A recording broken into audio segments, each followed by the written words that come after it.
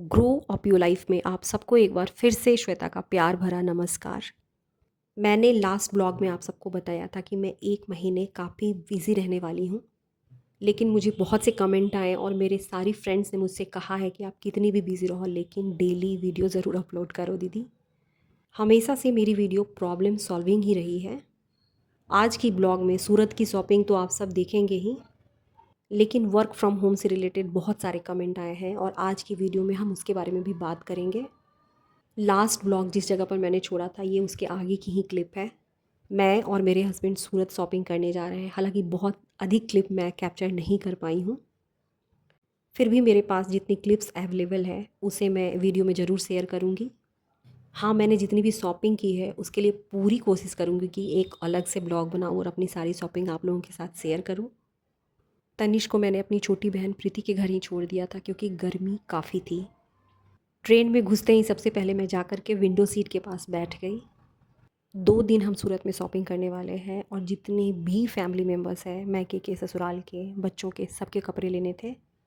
आपने मेरी हर वीडियो में देखा होगा कि मैं छोटी छोटी चीज़ों को भी लिखती हूँ, तो इस जगह भी मैंने शॉपिंग से पहले लिस्ट बना ली थी जिसमें मैंने विथ नेम किसकी साइज़ क्या है, किसकी कमर की साइज़ क्या है, किसकी लंबाई क्या है, सारी चीज़ों को पहले से ही लिख लिया था।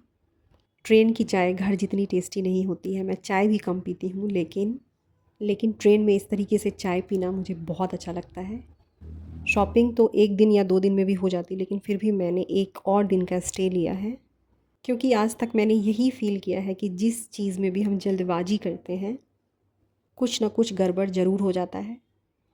ये मेरा पहला एक्सपीरियंस है और पहली बार मैं इतना बड़ा फंक्शन करने जा रही हूँ। मुझे थोड़ी घबराहट भी हो रही है, पर वही है कि जैसा हम सोचते हैं वैसी चीज़ों को अट्रैक्ट करते हैं। हमारा माइंड बिल्कुल उसी तरीके से रिएक्ट करता है। मैं खुद से यही बातें दोहरा रही थी कि सारी चीज़ें बहुत अच्छी तरीके से हो जाएंगी। पॉजिटिव अफर्मेशन हमारे सेल्फ बिलीव को स्ट्रॉन्ग बनाता है। मैंने खुद पर भरोसा किया और जब वॉइस ओवर करने बैठी हूँ तो सच कह रही हूँ कि मेरी सारी शॉपिंग बहुत अच्छी रही। नेक्स्ट मॉर्निंग लगभग 6 बजे तक हम सूरत पहुंच चुके थे। शॉपिंग करने के लिए हमारे पास काफ़ी टाइम बचा हुआ है। स्टेशन के पास ही हमने अपना होटल बुक किया था। रेलवे स्टेशन से इतना पास कि केवल रोड क्रॉस करके सामने स्टेशन दिख रहा था। होटल पहुंचने के बाद की ये क्लिप है। शॉपिंग की बहुत अधिक रिकॉर्डिंग नहीं कर पाई हूँ क्योंकि मार्केट में मुझे थोड़ी सी हेजिटेशन भी होने लगी थी। होटल पहुँचने के बाद 10 बजे तक फ्रेश होकर के हम शॉपिंग के लिए निकल गए थे। मैंने तो कुछ शॉपिंग बॉम्बे मार्केट से की। रिंग रोड, टेक्सटाइल एरिया, ये सारी जगहों पर मैं गई थी। ये मेरा होटल का कमरा है। काफ़ी साफ़ सुथरी और कंफर्टेबल जगह थी। एक मैसेज मुझे इंस्टाग्राम पर आया था कि दीदी मैं घर बैठे क्या क्या चीज़ें कर सकती हूँ। हम में से हर किसी के अंदर कोई ना कोई हुनर होता है, बस ज़रूरत होती है उसे पहचानने की, कंसिस्टेंसी विथ इम्प्रूवमेंट उस काम को शुरुआत करने की। एक होम मेकर के लिए किसी भी तरह की नई शुरुआत सच में मुश्किल होती है, लेकिन कई बार ऐसा होता है कि हम सोचते सोचते अपनी पूरी ज़िंदगी बिता देते हैं। तो सबसे पहले तो आपके मन में अर्निंग से रिलेटेड जो भी आइडिया है उसकी शुरुआत कीजिए। और यहाँ पर मैं पूरी तरीके से रेडी हूँ। शॉपिंग पर जाने से पहले मैंने कॉटन सूट पहन रखी है, हल्की फुल्की सी मेकअप की है। धूप बहुत है तो बाहर जाने से पहले पूरी तरीके से सनस्क्रीन अप्लाई किया है चेहरे पर। अपने टैलेंट को पहचानिए, घर बैठे अपना यूट्यूब चैनल शुरू कीजिए। पूरी ईमानदारी और पूरे प्योर तरीके से लोगों की हेल्प करने की कोशिश कीजिए, चैनल ग्रो होगा। With patience, with consistency. YouTube growth पर बहुत सी वीडियो अवेलेबल है। एक चीज़ जिसे मैं पर्सनली फ़ील करती हूँ और मुझे लगता है कि ये यूट्यूब ग्रोथ के लिए ज़रूरी है, वो है आपकी प्योरिटी। आप जितना प्योर रह सकती हैं उतना लोग आपसे प्यार करेंगे, आपको समझेंगे। आप जैसी हैं उसे प्रेजेंट करने की कोशिश कीजिए। समय लगता है, मेरे चैनल को भी ग्रो होने में 3 साल से अधिक समय लग गए, पर अब लोगों ने मुझे पहचाना है। सेकंड है क्लॉथ रीसेलिंग बिजनेस। मेरी अपनी बड़ी सिस्टर ने इस बिज़नेस को स्टार्ट किया और बहुत अच्छा चल रहा है उनका बिज़नेस। सूरत या कहीं भी वैसी जगह पर जहाँ पर होलसेल रेट के कपड़े मिलते हैं वहाँ से ख़रीद करके सेल कर सकती है। पहले 5-10 पीस ही ख़रीदे, पहले व्हाट्सएप ग्रुप के थ्रू अपने फ्रेंड सर्कल में, फिर धीरे धीरे इसे बढ़ा सकती हैं। मार्केट के अंदर मैंने थोड़ी बहुत ही क्लिप को रिकॉर्ड किया। ये फर्स्ट डे की शॉपिंग है। फर्स्ट डे केवल हमने साड़ियों पर ही फोकस किया था। टोटल 30 से 35 साड़ियाँ मैंने ली है। फैमिली में जितनी भी छोटी लड़कियाँ थी उसके लिए मैंने लहंगा लिया है। नेक्स्ट डे मुझे जेंट्स की शॉपिंग करनी थी। मान्यवर से मैंने ये साड़ी शॉपिंग की थी। साड़ी और बच्चों के कपड़े में तो मुझे फ़र्क नज़र आया, लेकिन मान्यवर से जो शॉपिंग की थी उसमें सभी जगहों के रेट लगभग वही है। जेंट्स के जितने भी कपड़े थे मैंने ब्रांडेड लिए थे, तो उसमें मुझे कुछ खास फ़र्क नज़र नहीं आया। नेक्स्ट पॉइंट है स्टिचिंग। घर बैठे अर्निंग का सबसे सिंपल तरीका। आप चाहे गांव में रहे, शहर में रहे, अर्निंग का बहुत अच्छा स्कोप है। कमाई की शुरुआत लाखों रुपए से नहीं बल्कि एक छोटे से कदम से होती है। ये जो कॉर्ड सेट मैंने पहन रखा है और इसे जहाँ मैंने स्टिच कराया है उनके बारे में बताती हूँ। मेरे स्कूल कैंपस के पास एक गांव है और घर बैठे ये स्टिचिंग करती है। 3 छोटे छोटे बच्चे हैं इनके, लेकिन इनकी स्टिचिंग इतनी अच्छी है कि मैं और मेरे अलावा बहुत से लोग जा कर के इनको घर पर कपड़े देते हैं।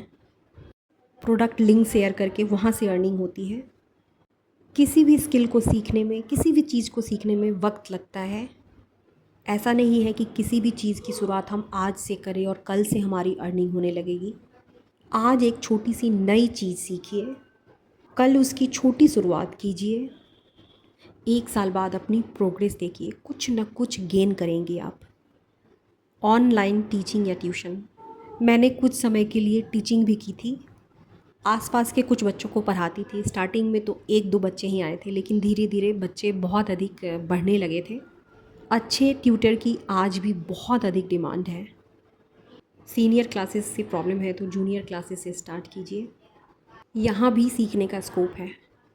जब मैं पढ़ाती थी तो किसी भी सब्जेक्ट के लिए ना नहीं बोलती थी। बहुत अधिक जानकारी नहीं थी और उस वक्त इंटरनेट भी नहीं थे, लेकिन बच्चों के बुक को लेकर मैं रात भर पढ़ती थी, फिर मॉर्निंग में उन्हें पढ़ाती थी।